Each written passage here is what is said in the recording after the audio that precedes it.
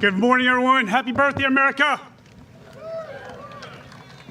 Mr. Vice President, sir, welcome back to your Navy Marine Corps family. Today, we're marking two massive milestones. First, we're celebrating the birth of the United States and the sacred ideals of liberty, freedom, and self-government. This year, as we commemorate America's 250th anniversary, we honor 2.5 centuries of grit, sacrifice, and raw courage by the warriors who have defended these ideals. Second, the International Naval Review, standing on the deck of this legendary warship alongside our global allies and partners, proving to the world that our maritime coalition remains unbroken, lethal, and ready for the next 250 years.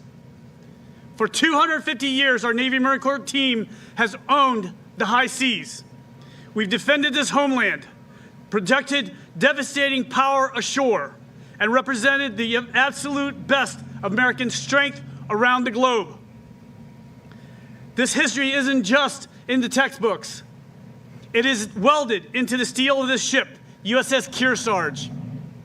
In 1864, the original Kearsarge hunted down and destroyed the Confederate raider CSS Alabama off the coast of France. That victory showed the world that American sea power was real and that we will protect our nation's interests whenever and wherever they are threatened. Today's USS Kearsarge carries the exact same fighting spirit. As a flagship of an amphibious ready group, the ship is the ultimate Swiss Army knife of national security.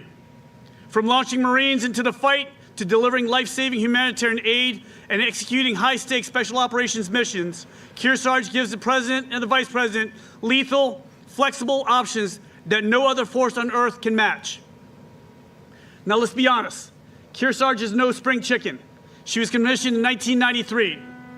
She's got over 33 years of hard miles behind her.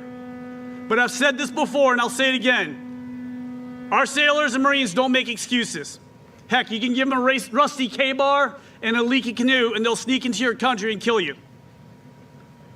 As for this ship and her crew, they rescued an Air Force pilot downed in Bosnia. They evacuated 2,500 people from the chaos of West Africa. They brought the fight to the enemy during Operations Enduring Freedom, Iraqi Freedom, and Operations over Libya. They surged into the Middle East to secure vital global shipping lanes and hunt down maritime threats.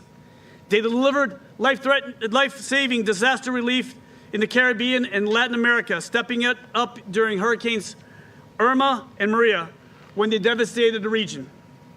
And recently, they pushed deep into the high north and Baltic Sea, operating side by side with our allies and partners to remind our adversaries we represent maritime dominance wherever we sail.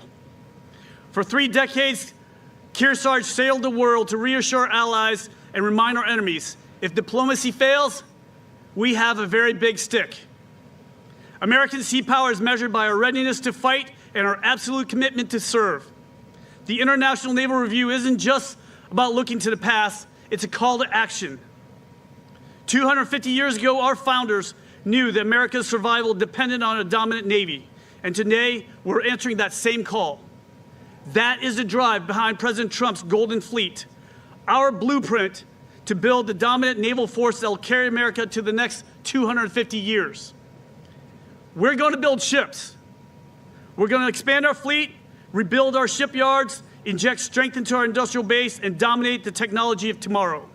But most importantly, we're going to recruit, train, and retain the hard-charging sailors and Marines that are a true backbone of our maritime dominance.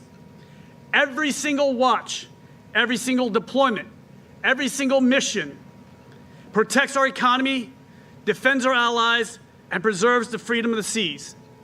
The Golden Fleet of today is like Teddy Roosevelt's Great White Fleet before her. It is our promise to the next generation that America will continue to lead, continue to deter, and continue to preserve peace through strength. I have no doubt that when this country turns 500 years old, we will owe it under the protection of the lethal Navy Marine Corps team that we're building today. That is our promise. To our sailors and Marines, I'm never above you, I'm never below you, I'm always beside you. Semper Fi, and Hooyah.